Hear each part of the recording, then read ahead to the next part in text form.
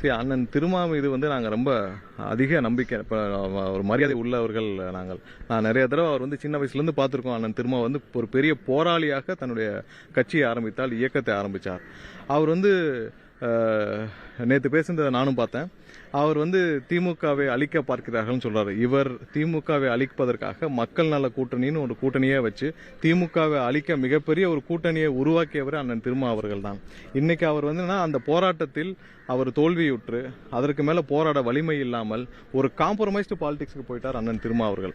அது போனதுலேருந்து தான் பார்த்தீங்கன்னா அவருடைய முக்கியத்துவமும் போச்சு. அவர் எதற்காக இந்த அரசியலுக்கு வந்தார்ன்றதும் போயிடுச்சு.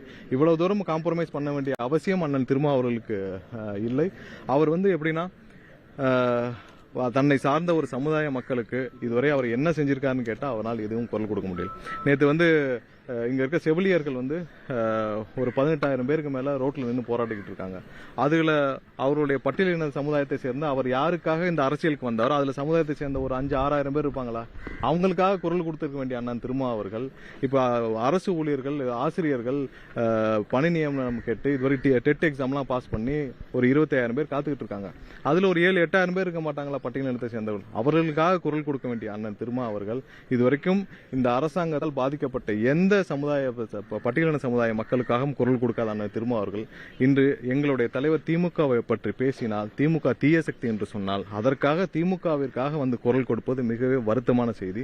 அவர் என்று திமுகவில் சேர்ந்து திமுக மாவட்ட செயலாளர் செய்ய வேண்டிய வேலையை செய்து கொண்டிருக்கிறாரோ அன்றே அவர் வந்து ஒரு காம்ப்ரமைஸ்டு பாலிடிக்ஸ்க்காக அவர் இருக்கிறதை வைத்து வாழ்ந்து கொள்ளலாம் என்ற ஒரு முடிவுக்கு வந்து திமுகவின் மாவட்ட செயலாளர் போர் ஆகிவிட்டார்.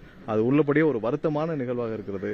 அவர் இனிமேல் அவர் வந்து அவருடைய இயக்கத்தை, ஏன்னா அவருடைய உங்களுக்கு எல்லாம் தெரியும், அவங்க கட்சி நிர்வாகிகள் எல்லாரையும் திமுகவினர் வந்து ஒரு பொருட்டா கூட உட்கார வச்சு கூட பேச மாட்டேங்கிறாங்கன்னா அவங்க கட்சி நிர்வாகிகள் பல பேர் சொல்லியிருக்காங்க.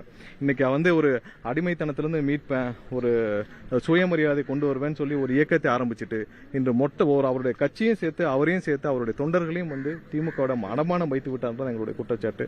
தயவு செஞ்சு அண்ணன் திருமா அவர்கள் என்ன நோக்கத்துக்கு ஒரு போராளியாக வந்தார், அவரை பார்த்து பல பேர் நாங்கள்லாம் வியந்தோம்.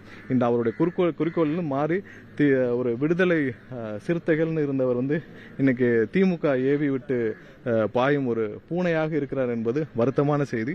அவர் இனிமேலாவது தன்னை மாற்றிக்கொண்டு அவர் எதற்காக இந்த அரசியலுக்கு வந்தான்றதை உணர்ந்து அவர் பேச வேண்டும், செயல்பட வேண்டும் என்று கேட்டுக்கொள்கிறோம். நன்றி.